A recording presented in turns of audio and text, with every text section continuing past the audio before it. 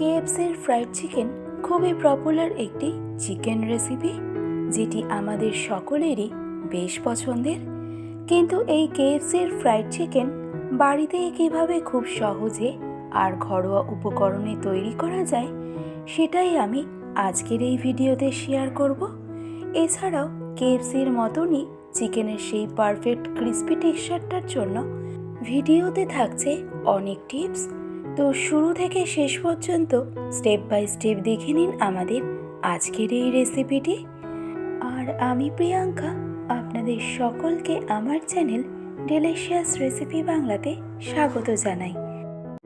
তো এই কেএফসি স্টাইলে ফ্রাইড চিকেন তৈরি করতে আমি এখানে বোনলেস আর উইথ বোন দু রকমেরই চিকেন নিয়েছি, যার নেট ওয়েট আছে 600 গ্রাম।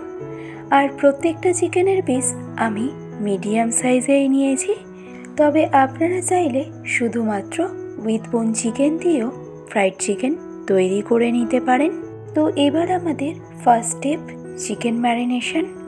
আর ম্যারিনেশনের জন্য কী লাগছে সেটা দেখে নিন। তো চিকেন ম্যারিনেশনে সবার প্রথমে আমি অ্যাড করলাম অর্ধেকটা পরিমাণে পাতিলেবুর রস। তবে পাতিলেবুর পরিবর্তে ভিনিগার ব্যবহার করা যেতে পারে। নেক্সট অ্যাড করলাম স্বাদ অনুসারে নুন। এরই সাথে অ্যাড করব 1 টেবিল চামচ পরিমাণে আদা রসুন বাটা। ঝালের জন্য অ্যাড করব 1 চা চামচ পরিমাণে spicy red chilli powder. Next add করব 1 চা চামচ পরিমাণে ফ্রেশ ব্ল্যাক পেপার পাউডার। দিচ্ছি 1.5 চা চামচ পরিমাণে অরিগ্যানো। কেএফসির ফ্রাইড চিকেনে 11 রকমের সিক্রেট স্পাইসেস ব্যবহার করা হয়ে থাকে, আর তার শর্টকাট হিসাবে অরিগ্যানো বেস্ট, কারণ অরিগ্যানোতে অনেক রকম স্পাইসেস আছে। নেক্সট অ্যাড করব 1.5 চা চামচ পরিমাণে ডার্ক সয়া সস। তবে ডার্ক সয়া সসের পরিবর্তে লাইট সয়া সসও ব্যবহার করা যেতে পারে। আর সবশেষে অ্যাড করব 1 চা চামচ পরিমাণে কাশ্মীরি রেড চিলি পাউডার। আর কেএফসিতে সাধারণত কাশ্মীরি রেড চিলি পাউডারের পরিবর্তে পেপরিকা পাউডার ব্যবহার করা হয়, বাট যেহেতু পেপরিকা পাউডার সবসময় সবার বাড়িতে অ্যাভেলেবেল থাকা পসিবল নয়, তাই আমি এখানে পেপরিকা পাউডারের পরিবর্তে কাশ্মীরি রেড চিলি পাউডার ব্যবহার করলাম। যেহেতু কাশ্মীরি রেড চিলি পাউডার একদম ঘরোয়া উপকরণ, তো এবারেই সমস্ত উপকরণের সাথে চিকেনটাকে এরকম ফাইনালি ম্যারিনেট করে নেওয়া হয়ে গেলে চিকেনটাকে এবার ঢাকনা চাপা দিয়ে আমাদের রেস্টিংয়ে রেখে দিতে হবে 10 মিনিটের মতন। এবার নেক্সট আমাদের সেকেন্ড স্টেপ, কেএফসি ফ্রাইড চিকেনের জন্য আমাদেরকে বাটার মিল্ক তৈরি করে নিতে হবে। আর তার জন্য একটা বড় বোলের মধ্যে আমি নিয়ে নিলাম 250 ml পরিমাণে ঈষৎ উষ্ণ গরম দুধ। একবারে ঠান্ডা দুধ নিয়ে নিলে কিন্তু চলবে না। তো এবারেই ঈষৎ উষ্ণ গরম দুধের মধ্যে আমি অ্যাড করলাম অল্প পরিমাণে একটু পাতিলেবুর রস। লেবুর রসের পরিবর্তে হোয়াইট ভিনিগারও দেওয়া যেতে পারে। এবারেই দুধটাকে আমাদের খুব ভালো করে বিট করে নিতে হবে। আর তাহলেই আমাদের হোমমেড বাটার মিল্ক কিন্তু একদম রেডি। হাতের কাছে বাটার মিল্ক অ্যাভেলেবেল না থাকলে এভাবে ঘরোয়া উপকরণে খুব সহজেই কিন্তু বাটার মিল্ক তৈরি করে নেওয়া যেতে পারে। এবার নেক্সট এই বাটার মিল্কের মধ্যে আমি অ্যাড করব একটা ডিমের পুরো সম্পূর্ণ অংশ। এবার ফাইনালি সব কিছু একবার খুব ভালো করে বিট করে নেব, যেন এর মধ্যে কোনো রকম লাম্পস একদমই না থেকে যায়। আশা করছি রেসিপির এতটুকু বুঝতে আপনাদের কোথাও কোনো রকম সমস্যা হয়নি। অন্যদিকে 10 মিনিট পর এতক্ষণে চিকেনটাও কিন্তু আমাদের প্রায় সেট হয়ে গেছে। এবারেই তৈরি করে রাখা বাটার মিল্কটা ডিরেক্টলি ট্রান্সফার করে নিন চিকেনের মধ্যে।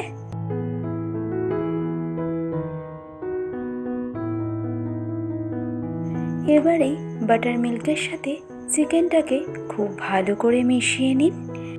আর ফাইনালি চিকেনটাকে বাটার মিল্কের সাথে ভালো করে মিশিয়ে নেওয়া হয়ে গেলে এবার ঢাকনা চাপা দিয়ে নর্মাল ফ্রিজে চিকেনটাকে রেস্টিংয়ে রেখে দিন কমপক্ষে 4 ঘন্টার মতন।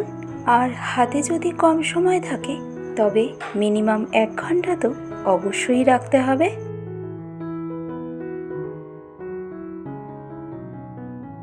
কমপ্লিট 4 ঘন্টা নর্মাল ফ্রিজে চিকেনটা রেস্টিংয়ে রাখার পর চিকেনটা কিন্তু আমাদের পারফেক্ট সেট হয়ে গেছে।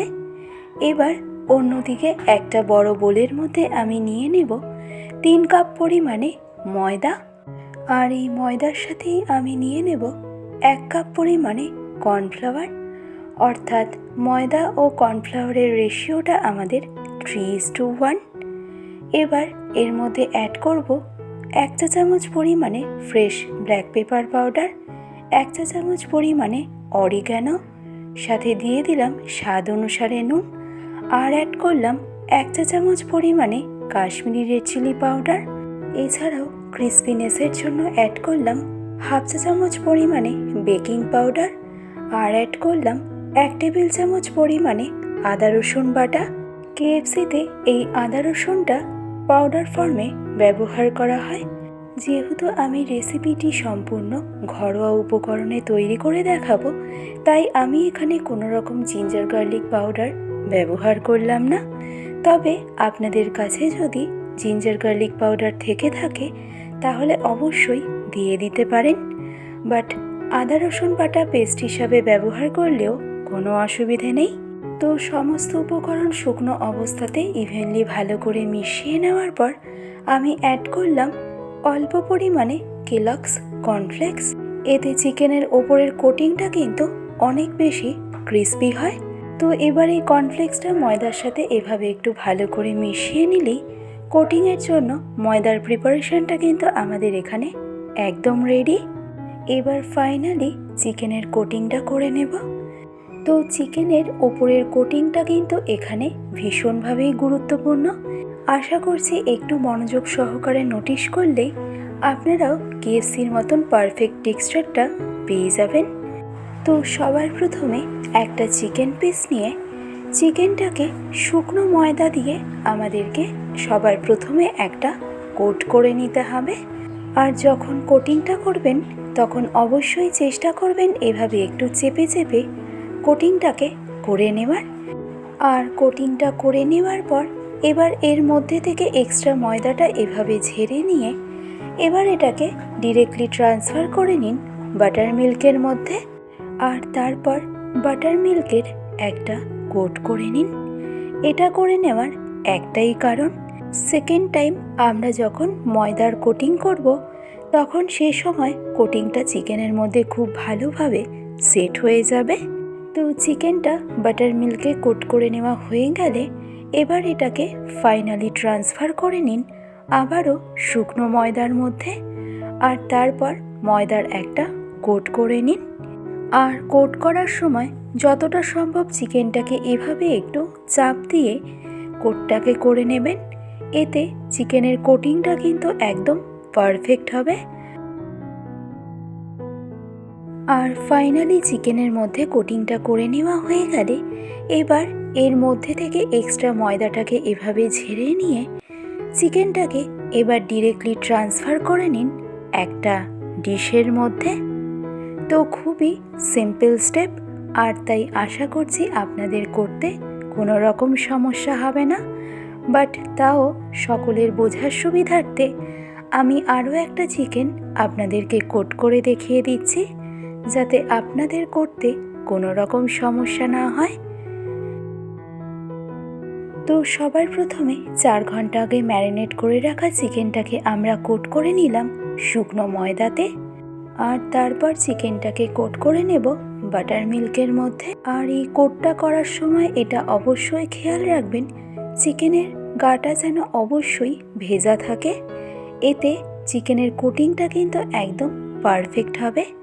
তো বাটার মিল্কে চিকেনের কোটিংটা করে নেওয়ার পর এবার ফাইনালি চিকেনটাকে আবারও আমাদের কোটিং করে নিতে হবে শুকনো ময়দাতে। আর তাহলেই ফ্রাইড চিকেনের কোটিং করে নেওয়া কিন্তু আমাদের একদম কমপ্লিট। আর এই একইভাবে দেখুন সবগুলো চিকেনই আমি কোট করে নিয়েছি।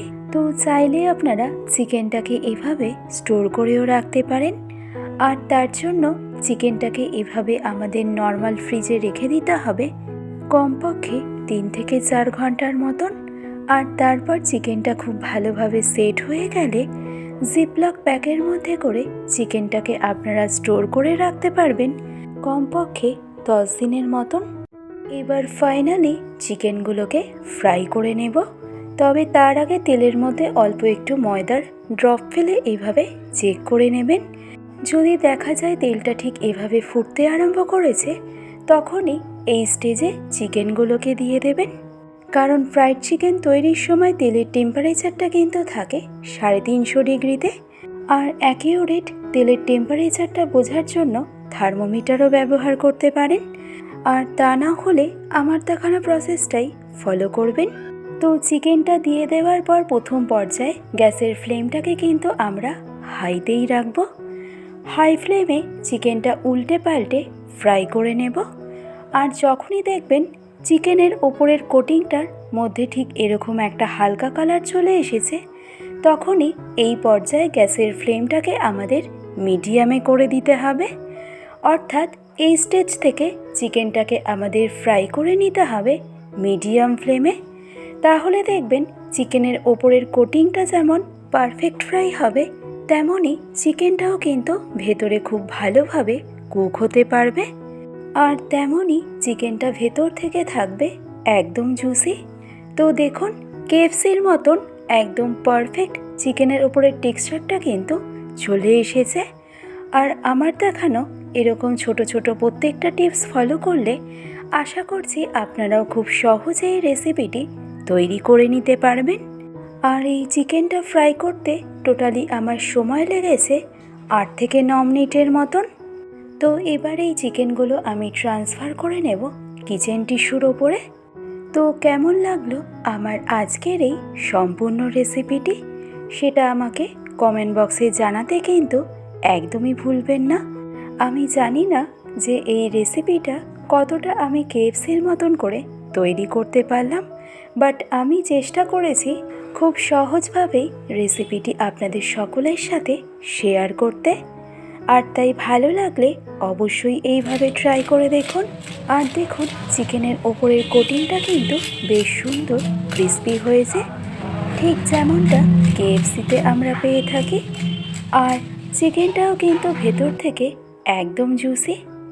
আশা করছি আপনাদের বুঝতে কোথাও কোনো রকম সমস্যা হয়নি। তো তাহলে আজকের ভিডিওটি আমি তবে এখানেই শেষ করছি। আবার চলে আসব অন্য কোনো এক রেসিপির আপডেট নিয়ে। ভালো থাকবেন, সুস্থ থাকবেন, ধন্যবাদ।